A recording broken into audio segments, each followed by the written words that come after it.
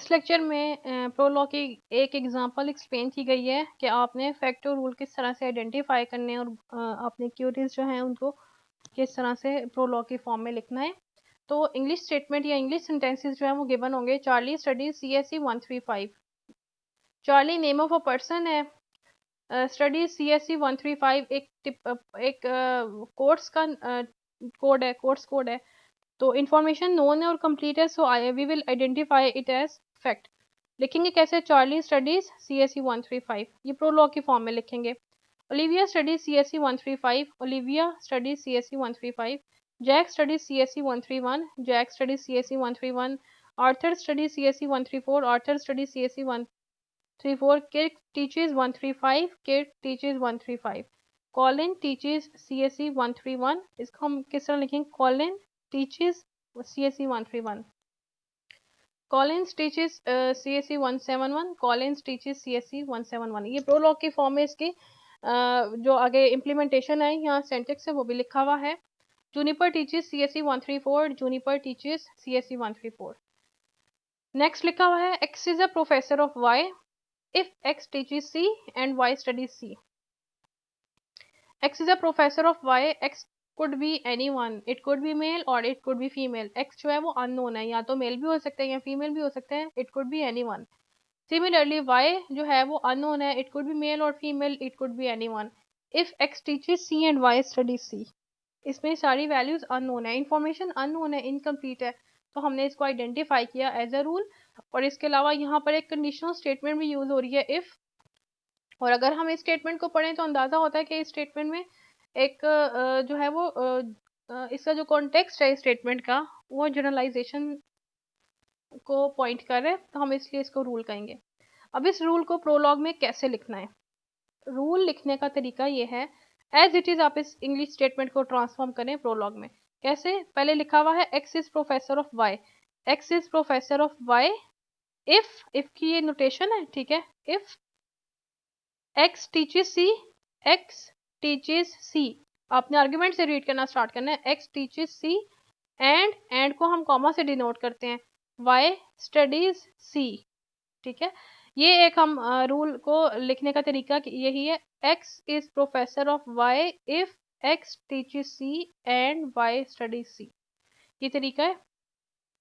फिर कुछ क्यूरीज हैं। चार्ली स्टडीज व्हाट, अब हमें नहीं पूछें कि चार्ली क्या पढ़ता है, आपने इसको सिंपल स्टेटमेंट में ट्रांसफॉर्म करें। क्वेश्चन है ना, चार्ली स्टडीज एनीथिंग या Charlie studies what. Charlie studies what, what एक वेरिएबल है, वो आपको रिटर्न, वो क्या करेगा? नॉलेज बेस में स्टडीज का फैक्ट बना हुआ है, स्टडीज का फैक्ट ये सारे हैं। पहला आर्ग्यूमेंट चार्ली है, कहाँ पर है पहला आर्ग्यूमेंट चार्ली? ये इधर है, ठीक है। व्हाट एक वेरिएबल है, तो वो रिटर्न करेगा व्हाट इक्वल्स टू CSE 135 जब हम इसको इम्प्लीमेंट करते हैं। इसके अलावा है who are the student of professor Kirk, who are the student of professor Kirk, Kirk professor, who are the students of professor Kirk, Kirk है तो किर्क है प्रोफेसर ऑफ स्टूडेंट, इसका एक इफेक्ट बना हुआ है। इसको देखें, ये मैच करेगा प्रोफेसर के साथ, ये प्रोफेसर का फैक्ट है, ठीक है। एक रूल बना हुआ है ये वाला, प्रोफेसर है, एक्स है, वाई है। तो अब एक्स हमने पास किया, यहाँ पर देखें X is professor of Y था ना, X is professor of Y, Kirk is professor of students, ये हमने इसको ट्रांसफॉर्म किया, Kirk is professor of students. तो जब वो हमने इसको किर्क पास किया तो वो डायरेक्ट नॉलेज बेस में जाएगा जहाँ पर प्रोफेसर एक्स वाई है, ये इसके साथ मैच करेगा। एक्स की वैल्यू हमने किर्क पास की है। अब यहाँ पर टीचेस किर्क और स्टडीज, टीचेस में मैच करेगा, किर्क कहाँ पर है? टीचेस में यहाँ पर है, ठीक है। और इसके अलावा स्टडीज वाई सी, तो इसके जो स्टूडेंट्स हैं वो सारे के सारे वो आपको रिटर्न कर देगा। ये तरीका होता है किसी भी रूल की क्यूरी को रन करने का। रूल को जब आप रन करते हैं तो आप हमेशा रूल की लेफ्ट हैंड साइड को रन करते हैं, राइट हैंड साइड को आप हमेशा इग्नोर करते हैं जब आप क्यूरी के थ्रू रूल को टेस्ट करते हैं या एवेलुएट करते हैं इन प्रोलॉग इंटरप्रेटर।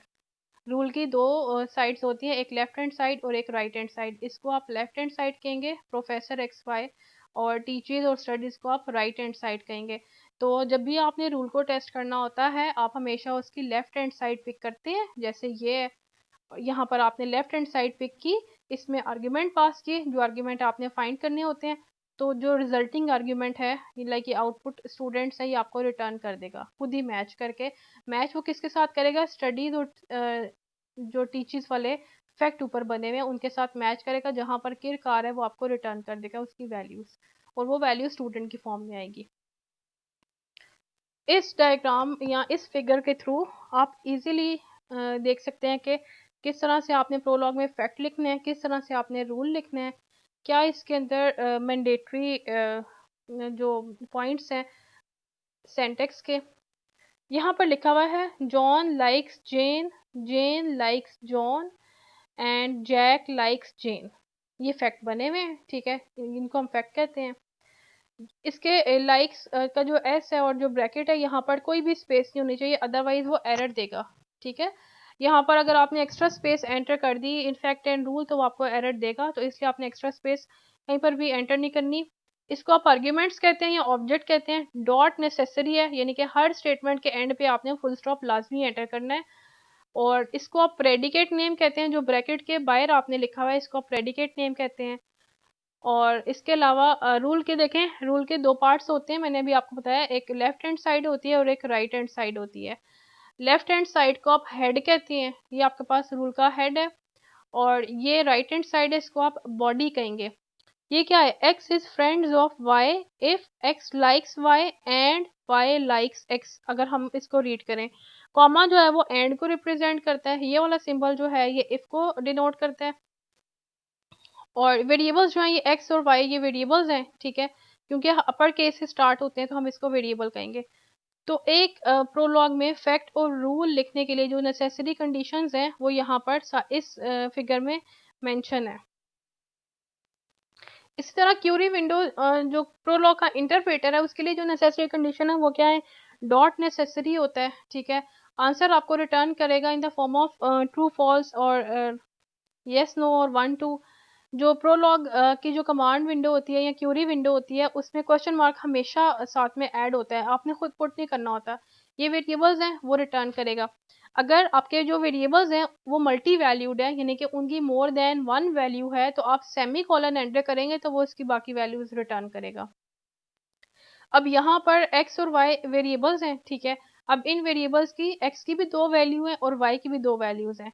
तो जब आप एंटर एक दफा प्रेस करेंगे तो आपके पास एक वैल्यू रिटर्न करेगा जॉन और जेन, x और y की एक एक वैल्यू। फिर आप दोबारा सेमी कॉलन प्रेस करेंगे तो उसके बाद आपको इनकी सेकंड वैल्यूज भी वो बताएगा, और अगर इसके बाद थर्ड वैल्यू भी होगी तो आप यहाँ पर दोबारा सेमी कॉलन एंटर करेंगे तो वो आपको थर्ड वाली वैल्यू भी रिटर्न कर देगा। Type semicolon to get the next solution, अगर इसका नेक्स्ट वैल्यू भी मौजूद है तो आप सेमी कॉलन एंटर करेंगे, ठीक है। ये आंसर आपको रिटर्न करेगा ट्रू फॉल्स यस नो की फॉर्म में। डॉट नेसेसरी है, क्यूरी विंडो में भी आपने डॉट लाजमी एंटर करना है। इसी तरह से ये कुछ एग्जांपल्स है, आप इसको देखेंगे किस तरह से ये स्टेटमेंट्स हैं और उसको इन्होंने प्रोलॉग की फॉर्म में रिप्रेजेंट किया हुआ है, कुछ क्यूरी विंडोज के क्वेश्चंस और उनकी रिप्रेजेंटेशन बताई हुई है। ये फैमिली ट्री है, देखें पैम है, टॉम है, बॉब है, एन है, पैट है, जिम है और लेज है। फैमिली ट्री जो है वो प्रोलॉग में बहुत ज़्यादा कॉमनली आस्क्ड क्वेश्चन है कि आपको फैमिली ट्री बनानी आनी चाहिए। फैमिली रिलेशनशिप्स इसमें बताए जाते हैं कि आपने किस तरह से इम्प्लीमेंट करने हैं। एक अब आपके पास इस तरह की डायग्राम गिवन है, इससे पहले जो आपने एग्जांपल्स पढ़ी थी उसमें ये होता था कि आपके पास स्टेटमेंट्स गिवन होती थी, टेक्सचुअल डाटा होता था, और उसको आप प्रोलॉग की नोटेशन में फैक्टर रूल की फॉर्म में ट्रांसफॉर्म करके एक नॉलेज बेस बनाते थे, ठीक है। लेकिन यहाँ पर अब आपके पास एक फैमिली ट्री एक फिगर की फॉर्म में गिवन है और आपने इसको ट्रांसफॉर्म करना है प्रोलॉग की फॉर्म में, तो उसके लिए क्या करेंगे। पैम इसको हम रीड करें कैसे, फैक्ट्स बने हुए हैं ये सारे, ठीक है, और क्वेश्चंस पूछे हुए इसमें। Pam is parent of Bob, Tom is parent of Bob, Tom is parent of Liz, Bob is parent of Ann, Bob is parent of Pat, Pat is parent of Jim, ठीक है। अब यहाँ पर इन्होंने सारे फैक्ट जो हैं वो विद रिस्पेक्ट टू पेरेंट बनाए हैं, हम चाइल्ड के एस्पेक्ट से भी बना सकते हैं। कैसे, Pam is parent of Bob, Tom is parent of Bob, पहले दो तो यही है, Pam is parent of Bob, Tom is parent of Bob. फिर हम इसके बाद ये भी बना सकते हैं, Bob is child of Pam, Bob is child of Tom.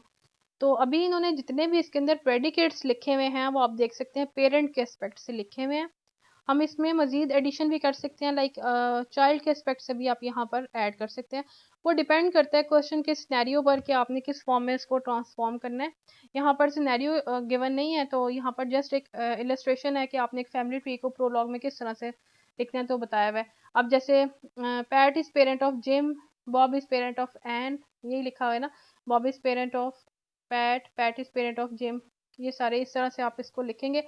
Full stop हर फैक्ट के एंड पर आए हुए। क्वेश्चंस पूछे हुए हैं, is Bob parent of Pat, तो बॉब पेरेंट ऑफ पैट, यहाँ पर फुल स्टॉप आएगा, यहाँ पर मिसिंग है तो आपने लिखना है is Liz parent of PAT.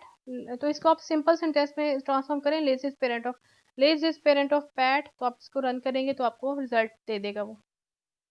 ये एक फैमिली ट्री की रिप्रेजेंटेशन है।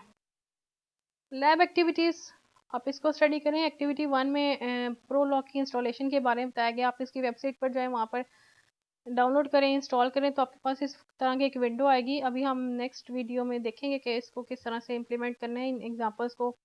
एक सिंपल नॉलेज बेस किस तरह से बनाते हैं, फैक्ट रूल किस तरह से डिफाइन करते हैं, कॉन्स्टेंट या वेरिएबल, फिर फैक्ट्स को किस तरह से डिफाइन किया हुआ है ये बताया हुआ है।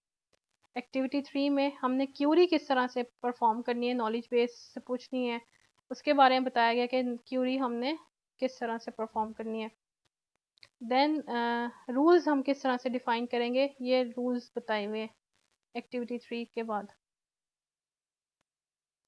और conjunction based rule in knowledge base, conjunction based rule हम किस तरह से यूज़ करेंगे, जिसके अंदर कंजंक्शन भी है, एंड और नॉट कंजंक्शन को रेफर कर रहे हैं, अगर इस तरह के सिंबल्स हैं वो बताए हुए हैं। फिर होम असाइनमेंट है, इसमें बताया हुआ है कि आपने मैचिंग करनी है। मैचिंग का पूरा टॉपिक और इसकी एग्जांपल आपके मैनुअल में इंक्लूडेड है, आप उसको रेफर करें और इस एक्टिविटी को आप इम्प्लीमेंट कर सकते हैं। दोनों स्टेटमेंट्स को इक्वेट करें, जो रिजल्ट आएगा वो आप साथ में मेंशन कर देंगे। एक्टिविटी 2 में क्या है, आपने प्रोलॉग में ये टर्म्स लिखनी है और बताना है कि मैच करती हैं कि नहीं। एक्टिविटी 3 में ये स्टेटमेंट्स गिवन है, इनको आपने प्रोलॉग के फैक्ट, रूल और गोल्स, क्यूरीज को हम गोल्स भी कहते हैं, तो गोल्स की फॉर्म में लिखना है। फिर इसके बाद एक्टिविटी 4 होम असाइनमेंट में इसको आपने फैक्ट में ट्रांसफॉर्म करना है। ये आपके पास कुछ एक्टिविटीज़ हैं होम असाइनमेंट की, आप इम्प्लीमेंट करके सबमिट करवाएंगे।